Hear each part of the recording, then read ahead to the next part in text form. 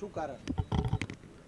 DGP સરના આદેશ બાદ જે એક ઝુંબેશ હાથ ધરવામાં આવી છે કે જે લોકો ગુનાખોરી સાથે જોડાયેલા ઇસમો છે તે લોકોને ચેતવણી પણ આપવામાં આવે, તેના વિરુદ્ધ કાર્યવાહી પણ કરવામાં આવે. તો તેના ભાગરૂપે રાજકોટ શહેર પોલીસ કમિશનર અને એડિશનલ પોલીસ કમિશનર સાહેબના માર્ગદર્શન અને આદેશ મુજબ હાલ ક્રાઇમ બ્રાન્ચ ખાતે જે લોકો 5 કે તેથી વધુ ગુનામાં સંડોવાયેલા છે તે તમામ આરોપીઓ જે છે એને એકત્રિત કરવામાં આવ્યા છે.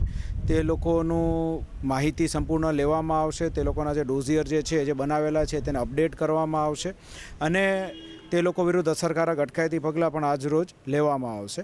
આ બધા આરોપીઓને જે છે ખાસ કરીને જે લોકો ડ્રગ્સના ધંધા સાથે જોડાયેલા છે એ લોકોને પણ ખાસ ચેતવણી પણ આપવામાં આવશે કે આગામી સમયની અંદર જો એ લોકો આ પ્રકારના ધંધા સાથે જોડાયેલા રહેશે તો તમામ પ્રકારની કાયદેસરની કાર્યવાહી સિવિલ એડમિનિસ્ટ્રેશનની સાથે મળીને પોલીસ એડમિનિસ્ટ્રેશન દ્વારા કરવામાં આવશે. 200થી વધારે આરોપીઓ જે છે, 209 આમ તો પ્રિસાઇઝલી કહું તો જે 5 કે તેથી વધુ ગુનાના આરોપીઓ છે તેમાંથી જેટલાને ક્રાઇમ બ્રાન્ચ દ્વારા શક્ય હોય તેટલા 150થી આસપાસ આરોપીઓને જે છે હાલ એકત્રિત કરવામાં આવેલા છે.